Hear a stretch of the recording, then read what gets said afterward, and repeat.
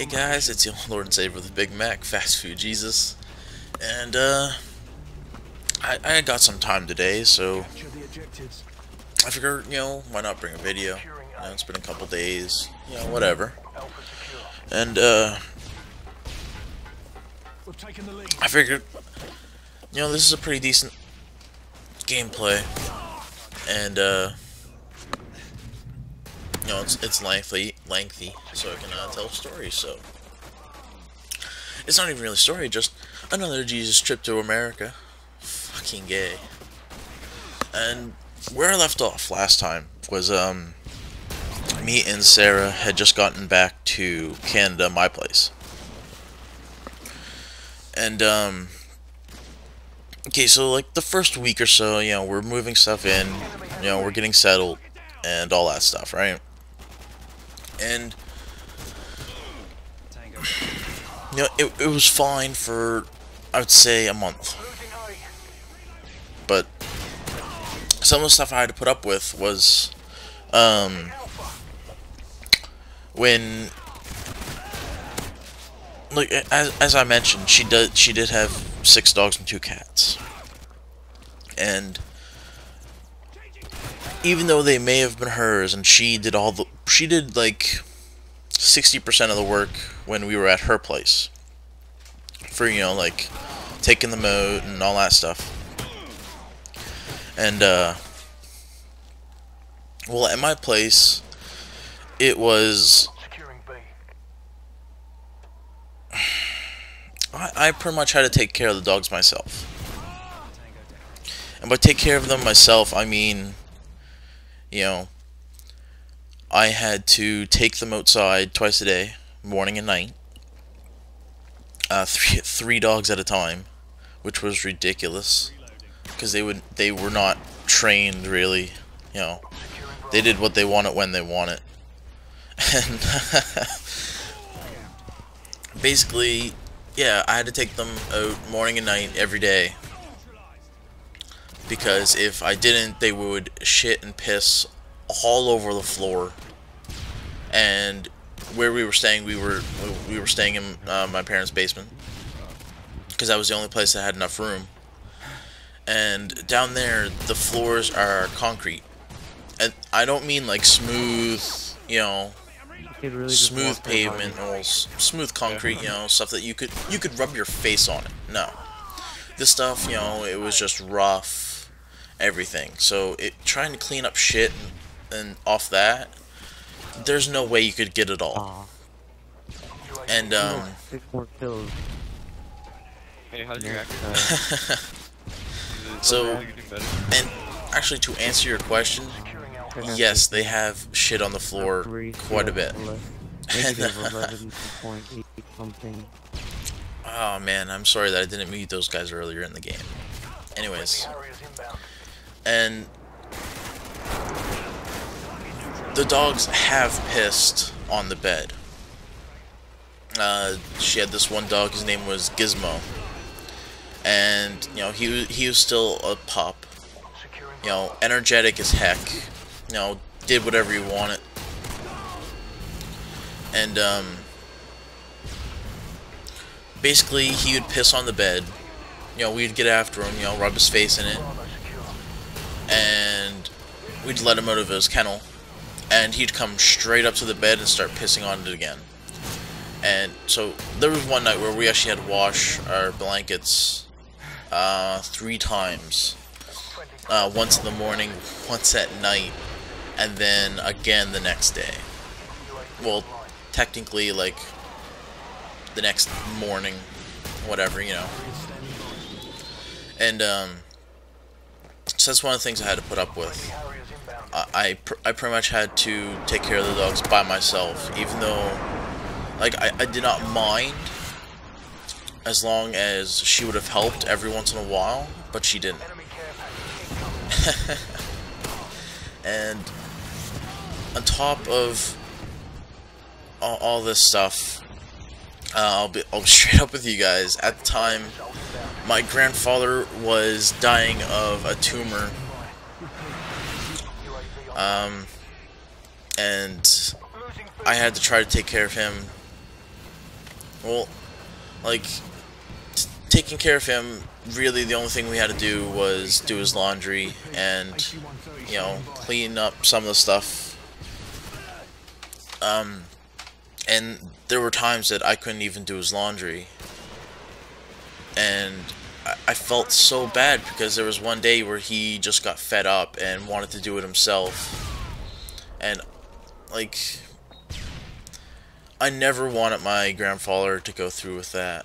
I wanted to help him the most I could. You know, I still love my grandfather. You know, he may have been bitter in his final days, but that's only because of the chemo and radiation that he had to go through and suffer through. And even with that, the dogs, they would bark non-stop in the middle of the night, middle of the day, middle of the morning, at any time really, and wake everyone up. And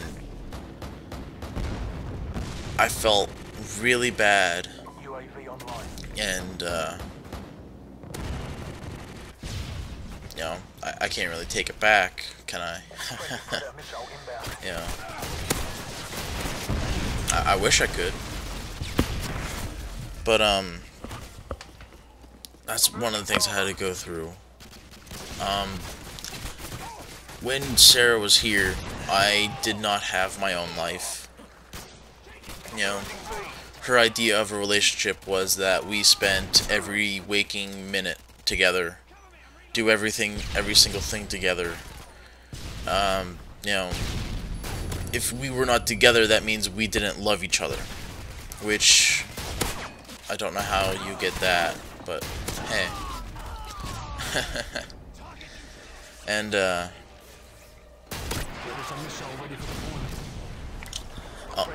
I'll give you guys an example, and yes, it's a true story that it's happened. But there was one morning, I got out of bed to go use the bathroom. Like, this is in the morning, you know. She's still asleep. You know, I go use the bathroom, and there I'm in the bathroom, and she just yells right straight from the basement, you know, "Jason, where the hell are you?" And I'm just like, you know, finish up, then I'll go explain. I tried explaining to her, you know, I was just using the bathroom, and no, she thought I was playing World of Warcraft because that's what we were doing at the time. And she was extremely pissed, and like every morning, if I did not stay in bed and, you know, wait until she woke up, she would get extremely pissed at me. And yeah, I couldn't take it. I did my best to take it, you know, and I actually did last, you know, all the way up until the 6 months expired, in which she had to legally go back to New Hampshire. And like 3 or 5 months or so after that,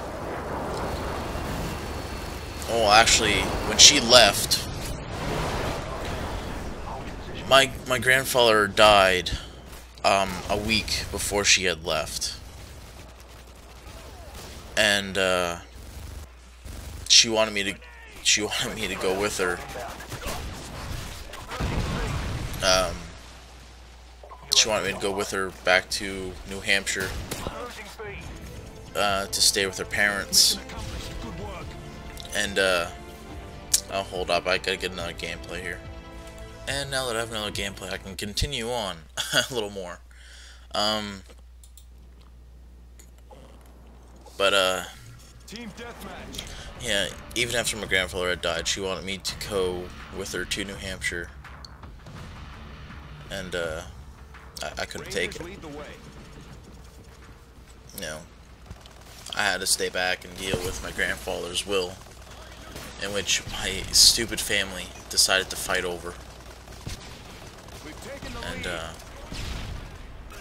it took me a while to get what my grandfather had left me in the will.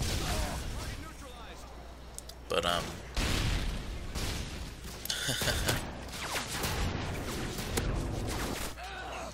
after I'd gotten that all settled out, she would call me, you know, every day, you know, which I still did, you know.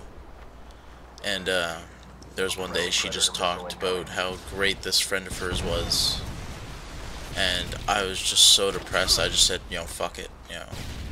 You need someone there, I need someone here. Let's split, and you know, we'll try to find happiness again. You know, see how it goes. But she ended up with another guy, or her friend, and he, in a couple months, he eventually started beating her, treating her like crap, and she called me up, and you know, she said that she still loved me, and I told her, you know, I still loved her, you know. But you know, from there on, she called me every day again, and got me to believe that we were gonna get back together, you know, clean this slate, and I fell for it. You know, my heart, it grew again, and in a week's time, after talking, she was with another guy. Friendly Harriers inbound. Not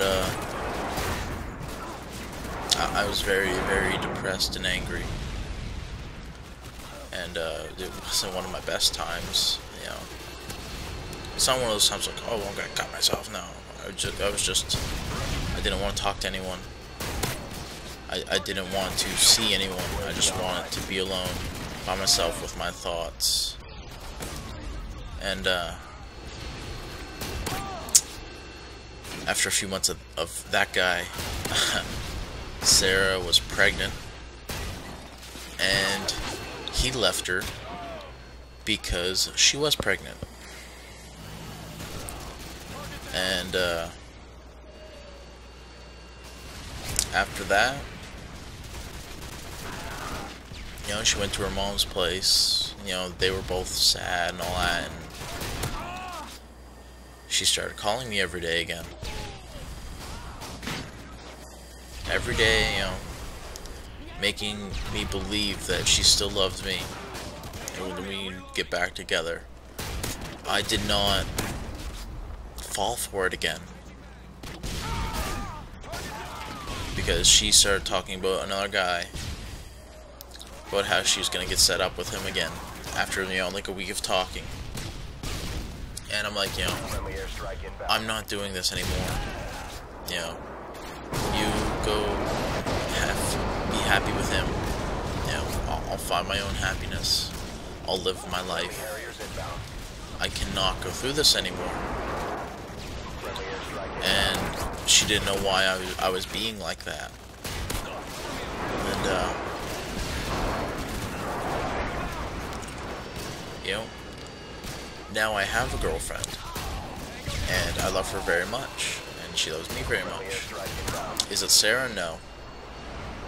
Far better than Sarah. And I'm happy. And I'll have a treat for you guys when she is here. So, have a good day, guys. Take her easy.